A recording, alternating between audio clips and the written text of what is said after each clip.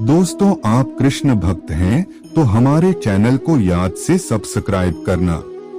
श्री कृष्ण जी कहते हैं कि अगर कोई आपका पहली बार अपमान करे और आप कुछ भी ना कहे या उसको सहन कर ले तो उनकी नजर में आप समझदार इंसान हैं।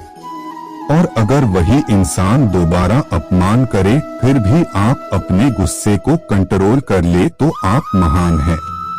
लेकिन अगर कोई आपका बार बार अपमान करे और आप कुछ भी ना करे तो आप सबसे बड़े मूर्ख हैं। अगर कोई इंसान आपका एक दो बार अपमान कर दे तो आप उससे दूरी ही बना लो ताकि वो आपका अपमान ही न कर सके। अगर बार बार अपमान करने वाला आपका कोई करीबी इंसान है और चाहकर भी आप उनसे दूरी नहीं बना सकते हो तो उनकी बातों पर और उन पर ध्यान देना बंद कर दो और उनसे जितनी जरूरत हो उतनी ही बात करो।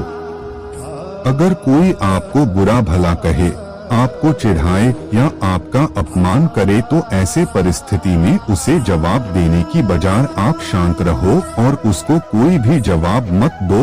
याद रखो कि सामने वाला आपको गुस्सा दिलाने के लिए और परेशान करने के लिए ही आपका अपमान करता है।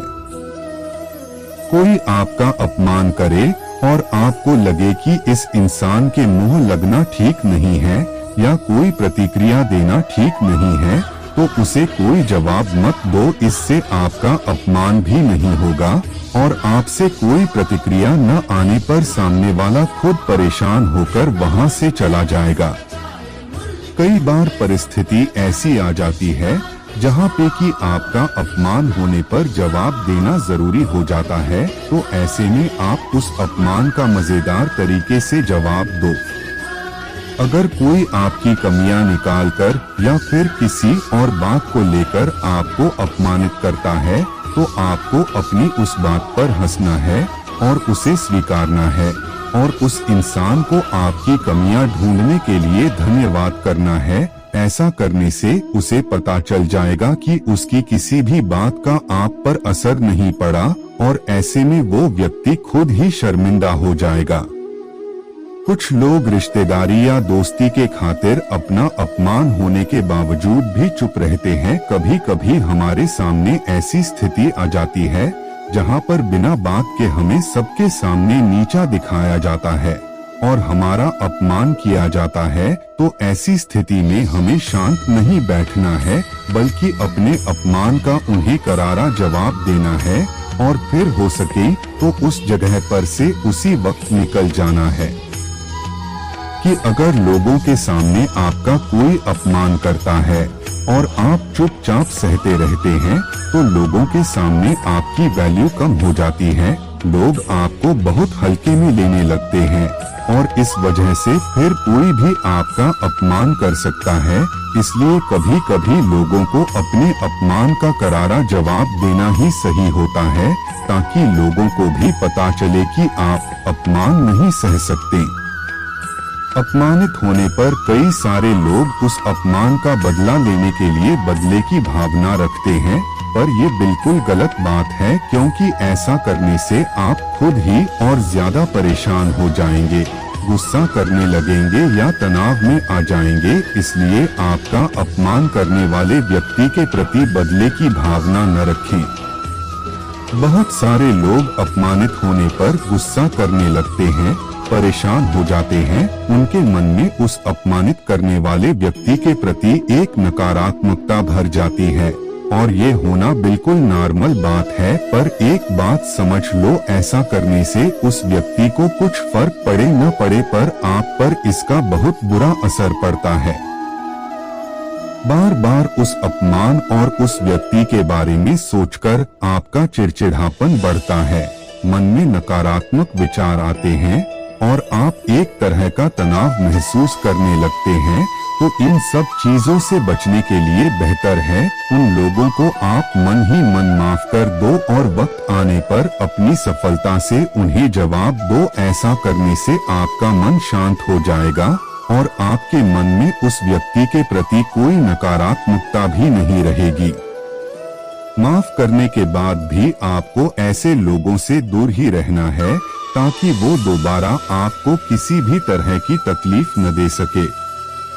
अगर आपको कोई नीचा दिखाने की कोशिश करता है, आपका मजाक उड़ाता है या आपको बार बार अपमानित करता है, तो ऐसे परिस्थिति में आप अपने जीवन में एक लक्ष्य बनाइए और अपने जीवन में इतना ज्यादा सफल बनिए कि फिर कभी कोई आपको अपमानित करने की कोई हिम्मत न कर सके। अपमान का बदला लेने का यही सबसे अच्छा तरीका है।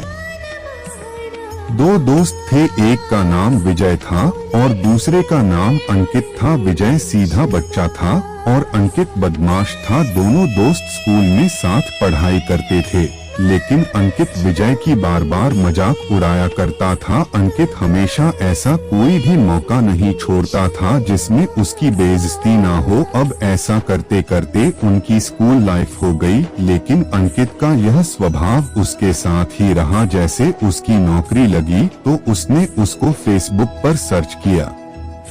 अंततः उसको विजय का नंबर मिल गया और उसको मैसेज किया, हेलो लूजर, आजकल तुम कहाँ हो? मेरे हिसाब से तुम कोई चाय की दुकान चला रहे होंगे। बहुत ही जल्द मैं तुमसे तुम्हारी चाय की दुकान में मिलूंगा और हम खूब सारी बातें करेंगे। यह सुनकर विजय भी थोड़ा सा गुस्से में हुआ, लेकिन उसने अपनी प्रतिक्रिया को रोक लिया और उसको नजरअंदाज करते हुए उस बात को भूल गया। शादी होने के बाद थोड़ा अंकित का आत्मविश्वास बढ़ने लगा। उसने एक बार फिर से विजय को फोन किया कि आजकल तुम कहाँ हो, या ऐसे ही चाय की दुकान चलाकर अपनी जिंदगी बिता दोगे? विजय ने इस बार भी कोई जवाब नहीं दिया। थोड़े दिन बाद विजय को एक बेटी हुई। सब कुछ बढ़िया था, लेकिन डॉक्टर ने कहा कि उसके दिल में एक छेद है। इसका इलाज करने के लिए 50 से 60 लाख रुपए की जरूरत है। विजय की तो ऐसी की तैसी हो गई, क्योंकि ना तो उसके पास कोई लाखों रुपए वाली नौकरी थी और ना ही उसके पास इतने रुपए थे जिससे वो इलाज करवा सके। मतलब कुल मिलाकर विजय के बस की बात नहीं थी। उसने डॉक्टर को मना कर दिया कि उससे ये सब व्यवस्था नहीं हो पाएगी। लेकिन अचानक एक दूसरे डॉक्टर ने केस को गंभीर मानते हुए ऑपरेशन मुफ्त में कर दिया और अंकित को यह सुनकर बहुत खुशी हुई और इंतजार करने लगा कि कब ऑपरेशन खत्म होगा और कब वह अपनी बच्ची एवं उस डॉक्टर से मिल पाएगा। आखिरकार इंतजार की घड़ी खत्म हुई और डॉक्टर विजय और उसकी बेटी अंकित के सामने आ चुके थे। अंकित की आंखें नम थी और बेटी को लेने के बाद उस डॉक्टर के पैरों में गिर गया। आप समझ सकते हो कि ऐसा क्यों हुआ। जिस डॉक्टर ने ऑपरेशन किया था वह डॉक्टर विजय था, वही जिसका विजय पूरी जिंदगी मजाक उड़ाया करता था। अंकित ने पैरों में गिरकर माफी मांगी, क्योंकि वो शर्मिंदा है अपनी हरकतों के ऊपर कि उसने जिस दोस्त की इतनी मजाक उड़ाई है वो आज काबिल है। उसने उस दोस्त की मदद की है जिसने हमेशा उसकी मजाक उड़ाई। उसने कहा कि विजय मुझे माफ कर दो, मैं तुम्हारा एहसान नहीं भूल पाऊंगा। लेकिन दोस्त ऐसा नहीं है, यह मेरा फर्ज था और दोस्त होने के नाते मैंने तुम्हारे साथ ऐसा किया। लेकिन जब अंकित ने पूछा कि जब तुम्हारे साथ इतना बुरा होता है तो तुम क्या करते हो, तो विजय ने जवाब दिया कि जब तुम मेरी मजाक उड़ाया करते थे तब मैं हमेशा सकारात्मक नजरिए से अपने गुस्से को सही दिशा दिया करता था और आज तुम्हारे दिलाए गुस्से की वजह से ही मैं इतना बड़ा बन पाया हूँ कि मैंने अपने गुस्से को सही दिशा देना सीख लिया है। दोस्तों, इस वीडियो में बस इतना ही। मिलते हैं अगले वीडियो में। बस अपना ख्याल रखिएगा। दोस्तों, हमारे चैनल को सब्सक्राइब जरूर करें। जय श्री कृष्णा।